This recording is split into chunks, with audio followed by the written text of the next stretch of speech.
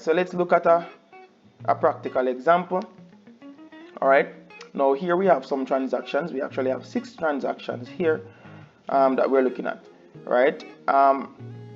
So we're going to enter these transactions in our 3-column cash book. I want you to realize that I start with my heading, my cash book. It begins with my heading, right? So never forget to put in your heading. It's very important, and I'm sure your various account teachers would tell you that the heading is very important, as well as your dollar signs. So do not forget to put in a dollar signs on your headings. All right. Okay. So let's go. So May 1 started business. The first transaction, May 1 started business with $5,000 in the bank and $1,500 cash. Right. Now we are starting the business, and if you remember when we were doing the double entry system, right, when we are monies that we use to start the business, we would call that capital, right? So the 2 accounts that we would need, well, it's not really 2 accounts, we would need 3 accounts: the bank account, the cash account, and capital.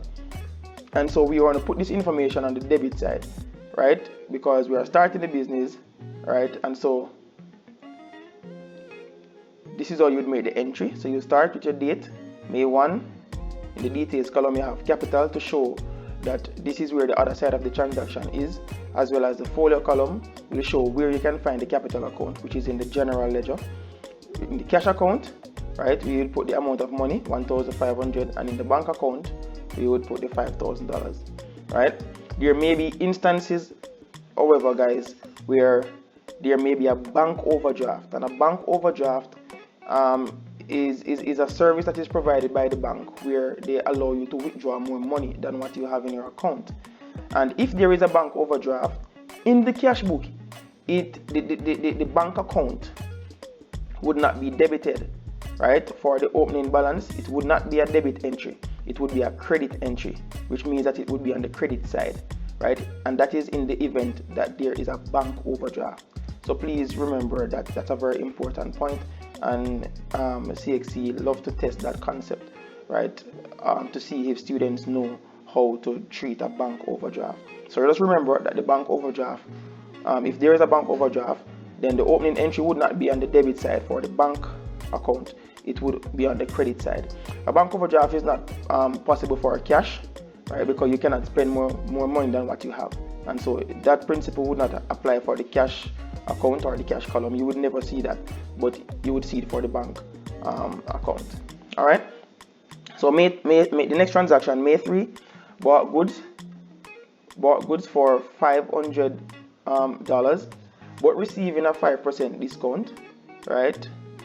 And then you pay by check, right? So we are buying goods here, right? Which means that we are spending money, and if we are spending money, it means that the information is going to be recorded on the credit side of the cash book, because the credit side of the cash book is for money is being paid out, right? It is important to note that we have received a 5% discount, and what that means is that we would have to find 5% of the $500, right?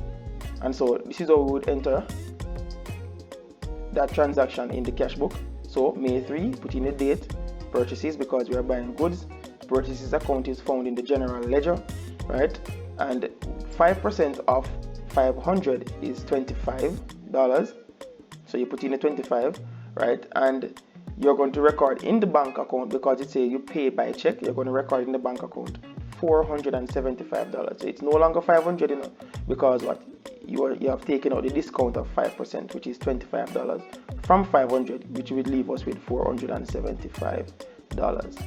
All right. The next transaction, May 5, paid insurance in cash. And from you see the word paid, you know that money again is coming out of the business. And if money is coming out of the business, you know that that information is going to be recorded on the credit side of the cash book. So just always remember that debit side, money is received; credit side, money is paid. Right? So let's look how we record that transaction.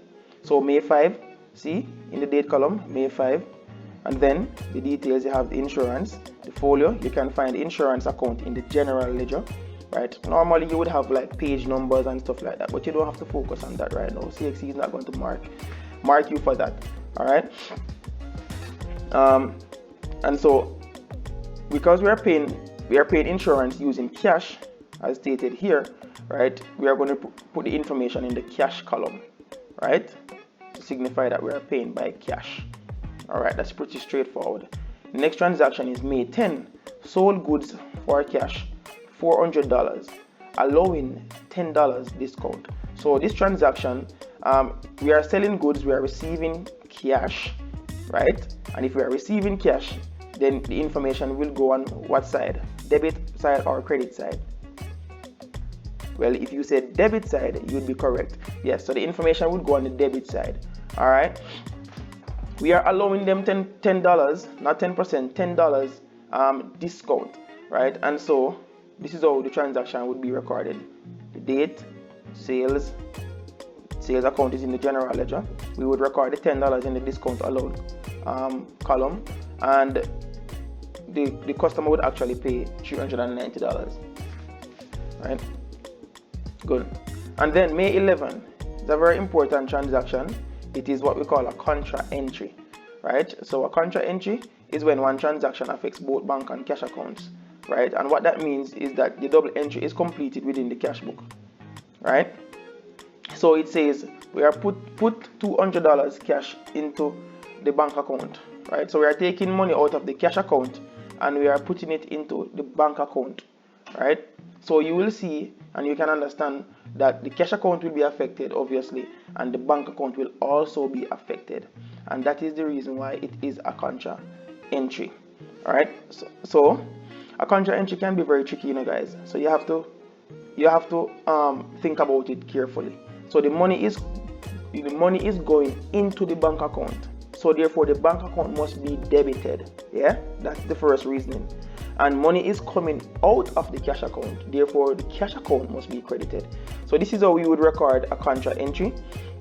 As you can see, on the debit side, we have the information, right? May 11 in the date column, details, cash, right? Because that is where the money is coming from to be placed in the bank account, right? And this is where students normally make errors because sometimes they put bank here, right? So just remember that if the money is going into the bank account, then it cannot be bank in the details. It has to be cash. And this little C right here in the folio column, right? It shows or it signifies that it's a contra entry. So you won't find this entry in the ledger, right? Because the double entry is completed right here in the cash book. Similarly, on the credit side, right? You would have May 11 bank, then you have the contra entry, right? And the C in the folio column, and then you have the cash account being credited. So the contra entry will cause us to record two entries in the cash book for the same time, for the same date, right? For the same transaction, two entries, all right? And then we move on to the last transaction, May 12, cash paid directly into the bank, right? And I purposely put this transaction here because students normally mix up this transaction, or they confuse this transaction rather with a contra entry. But this transaction is actually not a contra entry. What I use to explain this concept to my students is that, all right, let's take for example somebody come into your business, to make a purchase, but they use their debit card. So it's really a cash purchase, but the money is going directly into your bank account, and that is what this transaction would explain, right? It's almost as if the customer is using their debit card to pay or to make payment. All right, and so the money is going into your bank account. So we are going to make an entry on the debit side of the cash book, right, in the bank account. So let's look at it. So there it is, May 12, sales. You'll find the sales account in general ledger, $350, right, in the bank account. All right, and so we have entered all our transactions in the cash book. Now comes another section that is very important, and that is balancing off the cash book. Now when we are balancing off the cash book, it is important to note that we will balance off the cash book one account at a time. So either you're going to balance off the bank account first, or you're going to balance off the cash account first, right? But it is best to take it one account at a time. Now what we're going to do when we are balancing off the cash book, right? Say for example we are using the cash account first, right? You add up the total in the cash account, right? And if you remember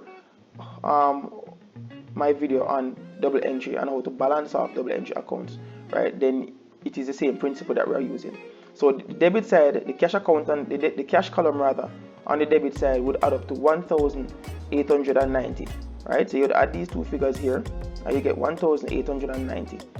And then on the credit side, the cash column would add up to $800, right? And so you would subtract, right? You would subtract the small amount from the larger amount, and then you would get 1,090, and that would be our balance carried down for the end of the month, right? You would follow a similar process for the bank column, right? You add up all these figures, you will get 5,550, and you would subtract 475 from it, you will get 5,075. And then both sides are equal. For the discounts column, however, you do not, when you're balancing of the discounts column, all you need to do is just to total the discounts column and put the information at the bottom, right? So for the discount allowed column, it's 10, discount received is 25, right? And if we have a balance carried down, then you must have a balance brought down for the beginning of the next period, and it must be placed below the totals, as you can see right here, right? And yes, that is how you would have done a 3-column cash book. Very simple, very easy. So let's review. So we talk about a cash book, which is a combination of both bank and cash accounts, right? We say that a cash book record all money is received and paid out, right? We say that there are two types of cash books, 2-column and 3-column, right? The debit side of the cash book records cash and checks received. The credit side of the cash book records cash and the checks paid out, right? Also, when you're balancing off the cash book, you balance off one book at a time. So that's it. Thank you for viewing. Please remember to like, subscribe, and share. Wow, good.